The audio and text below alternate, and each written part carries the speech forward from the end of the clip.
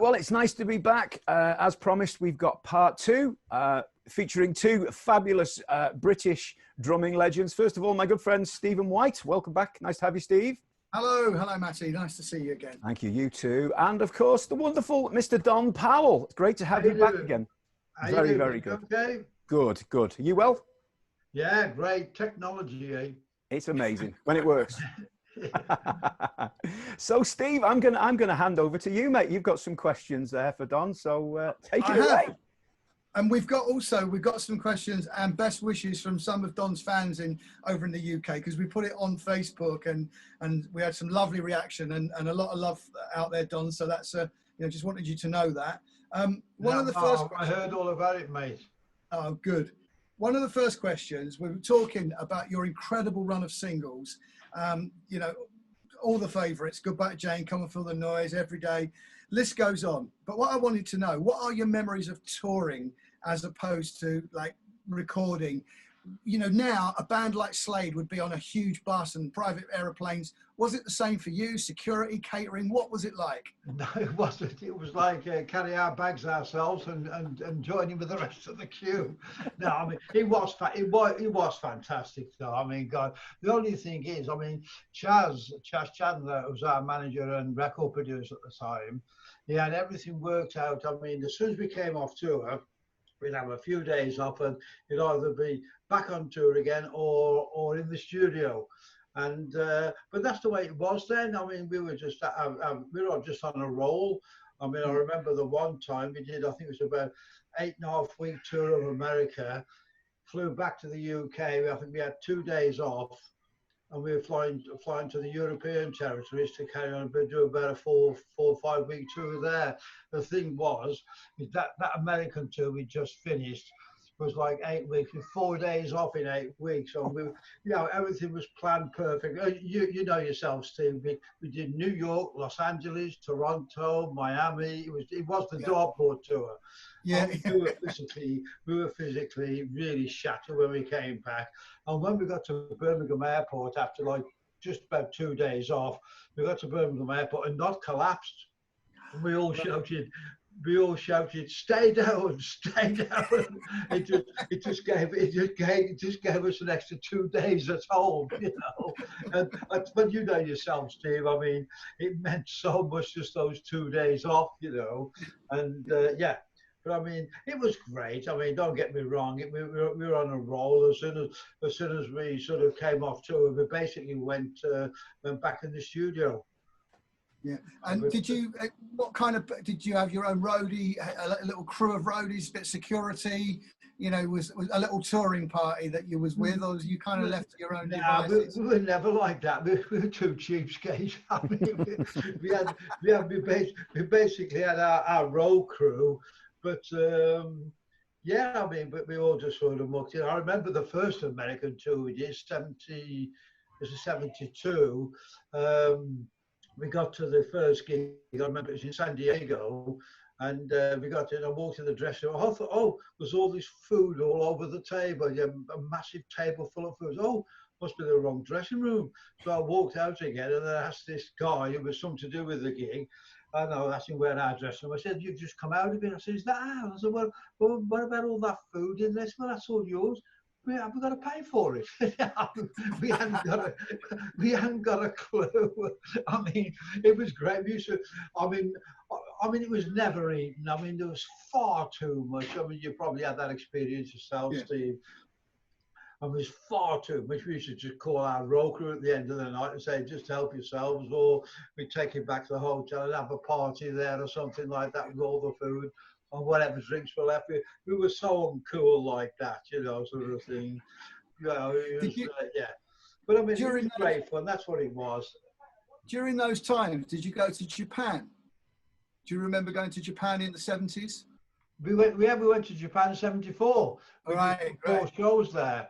Yeah, but that was those were my drinking days, so it's a bit sort of vague to me. But I remember sort of traveling on the bullet train from Tokyo to Osaka, I think it was, and that was in 74, and it was incredible.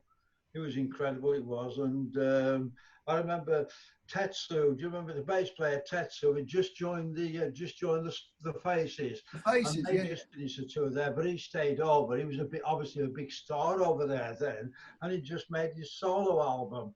And went to his room. We were in the same hotel in Tokyo, and he invited us to his room to have some drinks. And he was playing his solo album, but because it was all in Japanese, so we go, yeah, great, that's so great. I got a clue what it was all about. But a lovely guy. But I mean, it was a good memory to Japan. But yeah. It's amazing. And I was watching some stuff on YouTube today, and let's say by the late 70s, things were like quietening down for Slade, weren't they? And, Yeah. you know, basically, all of a sudden, Ozzy Osbourne drops out and you get a call to go and play Reading. Yeah. Do you remember that happening? Yeah, I mean, the thing was, Steve, and we hadn't played together for quite a while, and then Nod called me and said, what are you up to? I said, nothing really, not why? He said, well, we've been offered Reading. I said, what? That was in about sort of 3 or 4 days' time. And I said, well, what about, what's Dave and Jim say? He said, well, you know, it's up to the four of us. I said, well, okay then. I said, but well, I suppose let's have a little rehearsal. Yeah, so we did our usual down the little usual rehearsal at this old schoolhouse, and we just had a few days rehearsal. Well, yeah, just a couple of days rehearsal down there because we didn't have that long a show. I think it was about 30 minutes or 40 minutes, so it wasn't too bad. And the same again there. We hadn't got passing because it was a last minute thing. So we were walking through all the festival site with the crowd, carrying our suitcases and guitars and things. And everybody was saying, "What you lot doing this? We'll be playing tonight." I mean, it was great. I think we had a bit of trouble trying to get backstage as well because we hadn't got any passes, you know. But yeah, I mean, but the thing was, it was just like. It was like we couldn't do any wrong. It just went perfect for us. It was just phenomenal. And the great thing as well, Steve, is that the BBC, it was recorded by the BBC to play over the air, and we bought the tapes off them. And and released like an EP, as you want, you know, like an EP, and it went back in the charts, and that was us off again. It's a fantastic EP that really is.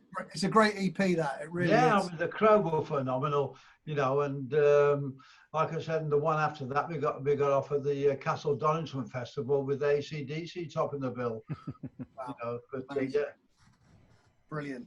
And so, what were your a friend of mine, a fellow Midlander, Tony Barbados, was saying, I was asking a question, who were your favourite drummers at the time that were on the circuit?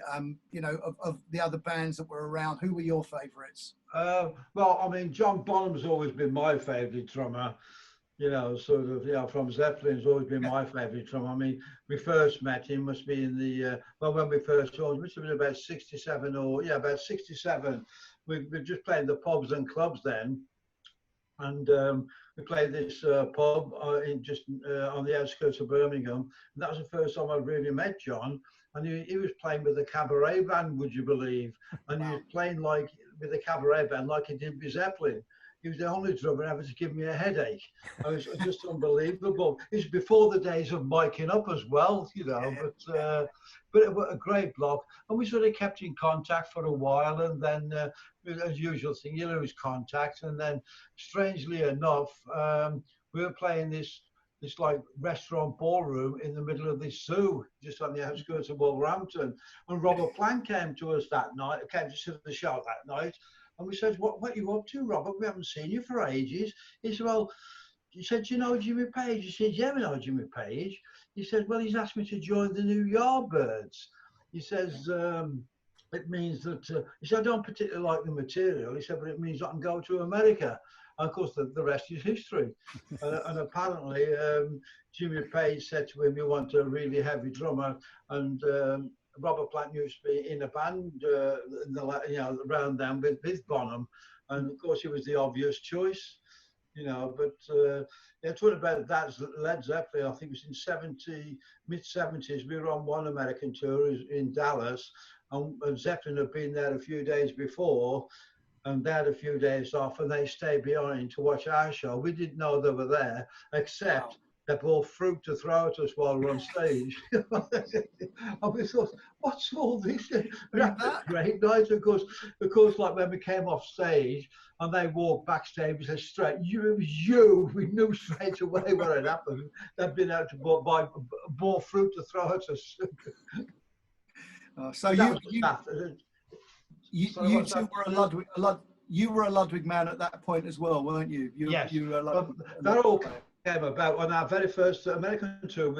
We were supporting Humble Pie, and we were in Chicago. And Jerry Shirley's their drummer, he was a Ludwig in Dorsey, and his drum roll was going to Ludwig. And I says, "Can I come with you? You know, I'd just like to go and see." He said, "Yeah, I'll introduce you," and introduced me to Bill Ludwig the first, the second, and like their secretary, a woman named Kay, who basically ran the company. And it was like the old days of school. Had like a works visitors all around the factory in Chicago, and there was Bill the first checking snare drums as they came off the line, sort of thing. And they gave me a deal straight away. Not a full endorsee deal, but it was still a fantastic deal. I got the full endorsee deal just a few years later, but they actually made me a great chrome kit, you know, to my specifications, and they did all that for me and shipped it all the way to the UK. I mean, they were a fantastic company then. It's obviously different now. I'm still in contact actually with Bill the Third, you know, because Bill Ludwig the Third, we became mates, and of course they don't own Ludwig. It's very sad, but they don't own Ludwig anymore. I think it's owned by different companies around the world. Yeah. But he's just started his own drum company. Just so the WFL3, you know, is just. I don't know how well he'll do, you know, because I mean, there's so much competition these days. Yeah, okay, he's got the name, but we'll see. Do you still have any of those old kits in stock? No, I wish that's my one biggest mistake, to get rid of that Ludwig kit. I'll put it in the rock and roll sale at Sotheby's. And funny enough, you asking that, Steve, I've been trying to find out where he went. I heard that he went to the Hard Rock Cafe in Tokyo, but no one seems to know much about that. So I'm still trying to find. I've got a few people out trying to find out where it is. You know, but that's a great kit, that was. But funny enough, I just saw, I was on the internet, and there's a shop up north near Nottingham, I think it is. They've got one of Bonham's old Ludwig kits in there, like a Perspex kit, you know. But they want silly money for it, obviously. You know, I said, if you'll drop the price, I'll have it off you. I said, but I'm not paying that kind of money, you know. That's mad, you know. But it's been on the market for a couple of years now, so I've got a funny. He's not going to get that kind of money. He wants over $4,000, you know, and it's sort of, for anybody starting up, it's silly money. It's not happening, is it? So I've got a question from Steve Sodelnik, who's a drummer, who's a friend of mine, and he's played with many people, including Madonna. And he's a big fan of yours, and he says, do you still have any of the swirly red and white drumsticks? And who taught you to twirl your sticks? What it was just normal electric tape around the sticks. So many people ask me why that was done. There's no big secret. The only reason I did that was I used to tape them, because, you know, it's like when you're playing away, you got your head down, then the stick will break, and part of it come up and hit you in the cheek. And I remember playing one night with bits of drumsticks dangling from my cheek. So all that the tape was just sort of, when the stick broke, at least it kept it together a little bit. It's just a simple thing like that. Everybody thinks there's some special meaning behind it. It's only just to stop them hitting me in the face again. That's all, when they break. You know, but yeah, but I get asked so many times all over the world where they get those special drumsticks from. It's just electrical tape wrapped around them. That's brilliant. We had a friend of mine wanted to know, what was it like meeting Shep from Blue Peter? When Shep attacked me. You know the story about that, don't you? No, come on. No, what it was, because it was playback, right? It was just miming, but I was actually hitting the drums. And I looked over the far side of the shoot, and I could see him coming round. I thought, he's coming for me. He's coming for me. I could see him, and he was. I wish he should have been kept, the film, because he had the drumstick in his mouth, and he was doing like a tug of war thing. And the track was still playing, and I was doing a tug of war with my drumstick. I'd love to get. I don't know whether that film was ever kept. I mean, that probably just wiped it afterwards, you know. But I mean, it was funny. So many people asked me about that as well. They thought it was planned. I said no. He said, because I was hitting the drums, it was the noise. He came round and attacked me. Brilliant. Go on. Yeah. Did you want to say something, Matty? No, hey, I'm quite happy listening here. This is a treat for me. It's a real treat. So I appreciate your time, Doc. Are they Slingerland behind you? These are. This is an old late 50s Gretsch round badge. This one. Behind me, fantastic. Yeah. So that's nice. It's a nice. Okay, sorry, Stephen. Carry on. No, another friend of mine wanted to know. Rupert wanted to know that a long time ago you had a car accident. And you took a while to recover from that. Yeah. How did you bring your drumming back? How did you get your drumming back? Was it muscle memory? Did it take a while, and to get things back? I mean, my memory was shot. I remember sort of. Well, it was. I mean, the first day when I went to rehearse, Stephen, I said, we'll do noise. I just said, how's it go? And I ain't got a clue. It's hard to explain to someone. It was completely gone from my memory. And I remember we went back on tour more or less straight away. I mean, it was a doctor who advised me to. He said, if you don't, you never will. He said, just get back on. It's going to be hard. He said, but get back on. Because I had 2 broken legs. Okay, they were healed then and broken arm. But I mean, they had to carry me on stage and put me on my drum sort of thing. But it was very difficult, but it was the best thing that I did. It was so hard. I used to wake, because it was a different hotel every night. And I used to wake up in the morning. I ain't got a clue where I was. I had 2 managers in the room next to me. So he always used to call me whatever time was designated with leaving, make sure that everything was okay.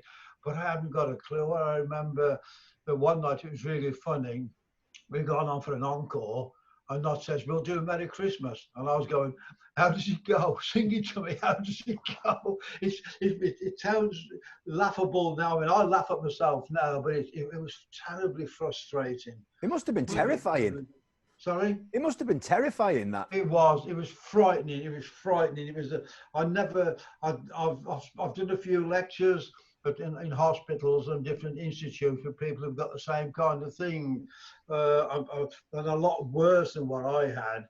And it's great to be able to talk to some people about it, because it's very hard to explain.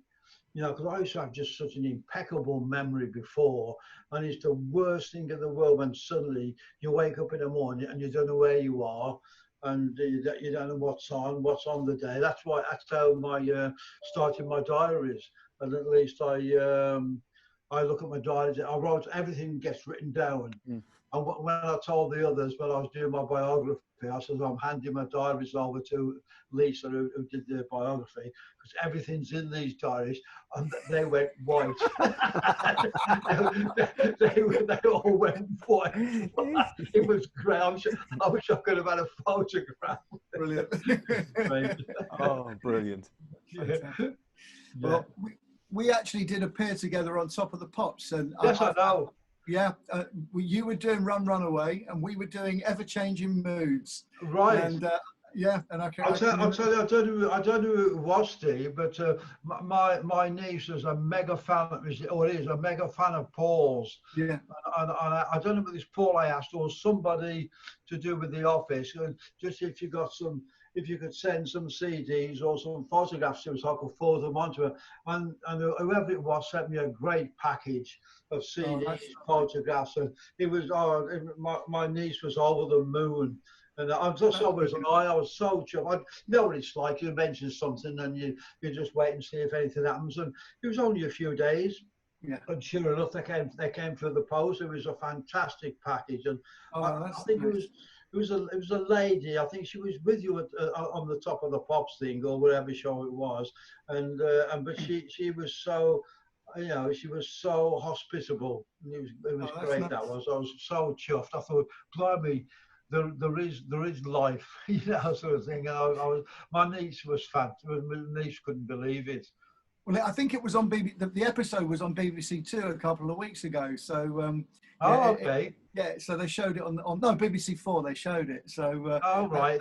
So I got to, that we actually did a TV show. Some good things there. I'll tell you what I was talking about. Can I say something just off the wall? Go for it. Yes. Yeah. No, what it was years ago. It must have been about mid-70s, and we'd done our first Australian tour in '73, and I don't know where it was now. This guy said to me, it was video. He said, "I've got some videos of you on stage." I said, "Really?" I said, he didn't ever said where it was or what it was, and I gave him my address, and he sent these videos, and they were from our first Australian tour. Wow! And it was like, because it was shown on the news. Because Slade Alive had gone, it was mega over there. We do, you know, big outdoor arenas. Us and Quo it was that particular tour. Brilliant. And he sent me. I've got them out, and it's fantastic. It's all in black and white, but it was off the sort of the national news on Australian TV.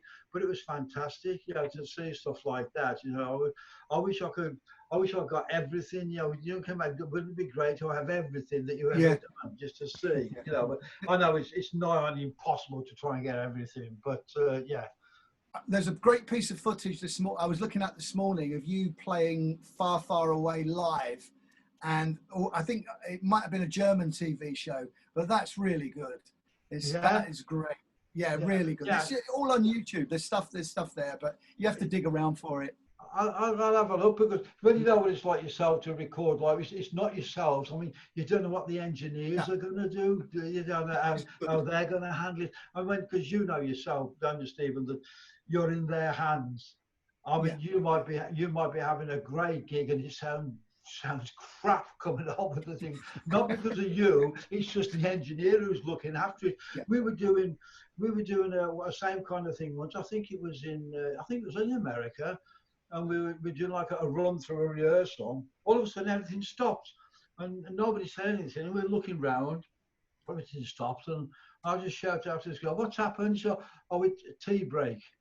It's union rules. We have to stop. And I don't believe it. We're halfway through a great take and then stop. You know? Well, that's unions for you. No. So I want to ask something. So what's it like come September, walking into a garage, a pub, a restaurant, or turning on the telly and hearing the tune? How do you feel about that? We call it that record. Yeah. How do you that feel record. about it? Well, it's amazing. I mean, you know what it's like yourself, Simba. We've had 24 hits, and people only remember that one. Well, yeah. But I mean, I'm proud of it. But I tell you what, there's some funny things happen. I remember we were on tour one time in England, and I was in the elevator, and I was in the front. I got my back to everybody. Of course, it was playing in the system. The record was playing in the lift, you know, and I'm just standing there. And whether he did it on purpose, this bloke behind me said, "Oh, I'm very fed up with this record." and I just turned around and looked at him, you know, and the same was in a supermarket, you know, the same thing. I was at the till paying for my groceries or whatever it was, and it was playing over the system, and the young girl behind the counter was singing as loud as she could over it. Then she looked at me, she went blood red, said, "Oh, it's him." It was great. I mean, it is funny though. I mean, it's great. I mean, when you think that was done in '73. Yeah. And wasn't it recorded in New York? New York in the summer of '73. We were on a world tour at the time. We just finished the American tour. We had a week off before we went to Australia, and so we said, well, we'll just stay in New York for the week. Said coming back to England, then coming all the way back again to Australia. And Chaz was great like that. He said to Nod and Jim, "Do you have any songs while we're here?" And they said, "We've got this Christmas song." And Chaz was great. He sees his eyes light up. He says, "Great, I'm going to book the studio." He said, "Because if it works, we're going to we have to get it done now and sent back to England. But if you listen to that record is a total overdub. I think the only thing that was kept from the basic track run through was the bass drum. We overdubbed everything else. And if you listen you'll know what I mean, Stephen. If you listen right at the very end, because I put the snare drum on again after overwards, and I forgot to stop. You can just do one tap as the record finished, you know. But you've got to listen to it, because I didn't know the song that well, you know. Of course, I was talking about the amnesia thing, and you can just do one snare drum tap, but I didn't come off the drums at the right time. I can just. It's a total overdub, that record. I can just see everyone who's watching this now going to put the song on to listen. Yeah, headphones on. You've got to listen to it hard, but there's just one snare drum tap extra over the top. But I mean, I think I didn't talk about this last time we spoke. We didn't want to release it. No, you didn't. You didn't say. We didn't get to. No, the band, we didn't want to release it. We said, nah, we ain't sure. I mean, you probably got been through that yourself, Stephen. We said, no, we ain't sure. We don't know what. We're not really sure about it. I mean, Chaz was great. Like, says, I don't care what you lot say. This is coming out. You know. I mean, glad. I mean, it was just phenomenal, that thing. You know, I mean, just even now, I mean, it's just unbelievable. I mean, I got the platinum record for it now, but it went gold the first day of release when it came out, because it was just unbelievable. I mean, everywhere you went, that record, you know, sort of thing. But like I said, we had 24 hits, and people only remember that one. Can I ask, Don? Would you have put that in your set regardless of the time of the year, or did you keep it? Yes. But I tell you what, sometimes, you know, Matthew, it was in the contract that we had to play that song. You know, we had to finish with it. We couldn't put it anywhere else in the set because we couldn't follow it, and that was it. Sort of, it was in the contract sometimes that we had to do that song, you know, at the end, you know. But it's great. It's what it was, you know. I mean, it's funny when it's in the height of the summer. Now we are singing about Christmas, you know. So, but you've got about another 5 weeks, and you'll start hearing it again. That's it. I'll be waiting for it. You know, it's great. But it's good. It's a good laugh. I mean, not in a fun, but it's like. I mean, you think how old? I mean, 73 for God's sake, and but it was great. It was a great time. Great time. It'll never age. Will it? No, it'll be there forever. The thing was, I mean, you probably had this as well, Stephen. That year we had 4 hits. It was "Come On, Feel the Noise," "Squeeze Me, Please Me," went in at #1 the first day release, and then the record "My Friend Stan" after that went in at #2, #4 or #2, and people were saying we were finished. You know, I mean, yeah, give me a break. Come on. I mean, so people are so quick to knock you off that pedestal. Oh, you know. Totally. It's unbelievable. That was a great year, that was. Well, I think, so when this infernal lockdown is finally lifted, what plans have you got for the future, Don, for playing? What you're hoping to be doing when we start playing again? Well, we're hoping to go back on the road, Stephen.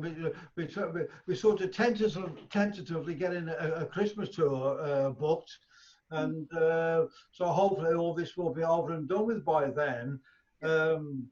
It's nice. It's getting a bit easier over here, but we did start the lockdown in Denmark about a month before the rest of the world.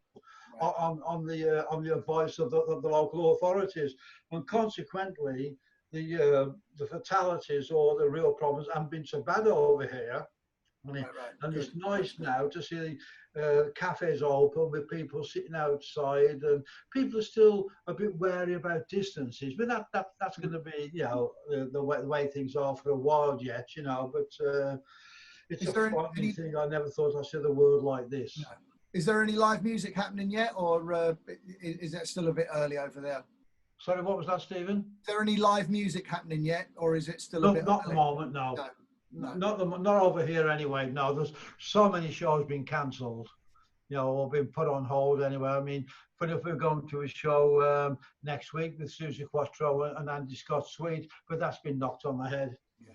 You know, I think it'll be a while yet. Maybe till December. I don't know. But I mean, I think it'll be a while yet before before, I think promoters will be frightened because of like losing money, and people will be frightened about going in there because of the obvious thing, you know. But it's quite sad, really. It's a shame, but I mean, I never thought I'd see this kind of thing happen. Crazy. Unbelievable. And when you're off at the moment, we're all off. Have you got a kit that you can play on? Are you doing? Do you sit and have a jam, play along to records or anything like that? I play records all the time, play music all the time, but it's always the same old thing. It's always like either Zeppelin, the Eagles, or the Beatles, you know, sort of thing. Did I tell you I played drums to Ringo Starr? No, come on, tell us. Oh, fantastic! No, I was dealing with this guy in Seattle. He got. I just found on the internet he got vintage drums, you know. So I was after certain things, and I saw this great Ludwig snare drum that he had, and we were just talking, you know, by email basically, and I was saying that, well, that looks great. I said I used to have some of those back in the 70s, but I don't know what happened to them. And about a week later, there it was on my doorstep. It sent it to me, and we kept on talking, and I don't know. He said, "Oh, his friend, another American guy, Glenn Bisonetti, he said, oh, he's playing drums at Ringo Starr." I said, "Really?" And then he says, he knew I was living here in Denmark, and he says apparently he's doing a gig in Denmark in a few weeks' time. He did tell me the town. It's about half an hour from here, and he said what Ringo is doing apparently is inviting drummers up to play songs with him. I thought, right, I'm going to get onto this straight away. And he gave me this Greg's email, so we're emailing each other. And it had been arranged for me to get up and play the last two songs to the set, which was Little Help from My Friends and Give Peace a Chance. And I mean, Ringo's one of my all-time heroes, except with the Beatles anyway. And he was great, you know, backstage. And I didn't know how it would be about talking about the Beatles. I thought he must get so fed up of it after all these years. But he was great. And he was talking about, I don't know if you ever saw the films when they played the big football stadium in New York, Shea Stadium. Yeah, yeah. You know, I mean, it was like, in those days, it was 56,000 people, which was like unbelievable then. You know, and you know, there's no monitors. They got no monitors. No. And they're using the house PA, they're using the system that they use for the football commentary. Because Ringo said we couldn't hear anything anyway. He said, but that's what it was in those days. He said, there was no monitors in those days. He said, we were just playing as a band. And I was in awe of this guy. I mean, he's just like, this has been my all-time hero, you know, sort of thing. And he was great. I had a nice sort of email off him afterwards, you know, sort of, but yeah, I got some nice photographs. I made sure I got photographs of me playing the Ringo. That's brilliant. And or he was singing for me. That's it. But there were so many lovely messages about your influence, you know, from great drummers like Rupert and Tony and Steve, always saying, you know, Don was such a massive influence to us growing up. And you're talking about Ringo in the same way. Well, it was all my all-time hero, you know, sort of, because I didn't know how we would like to, how it would be about talking about the Beatles, you know, because, but it was great. Yeah, I suppose I just think he must get so fed up, but he ain't. I mean, the thing is, he must be as proud as well, you know. And it's always find it strange to think there's only two of them left now. Yeah, so, that's incredible. Luckily, I never met George Harrison. I met John Paul and Ringo, but I never met George Harrison. So, I mean, I started out playing, you know, for money, getting paid, playing songs when I was 13, 14. Yeah. You know, wanted to be in a band, and I'm 55 now, and it's flown by. It's absolutely flown by. Oh, fuck. What advice would you give to a young musician now, Don? Be patient and stick at it. I mean, things don't happen overnight. Be prepared to slug it out.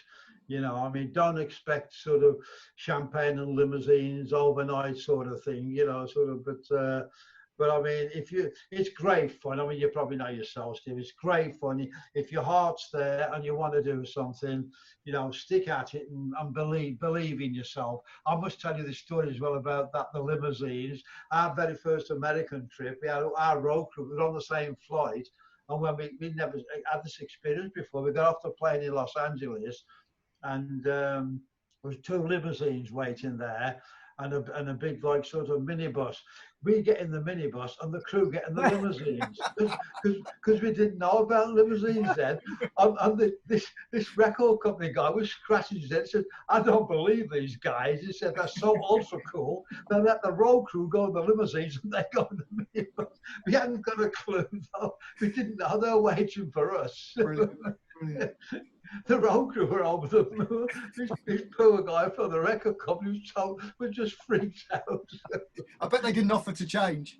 We'll go in the bus. I mean, no, it's great. It's great. Fabulous.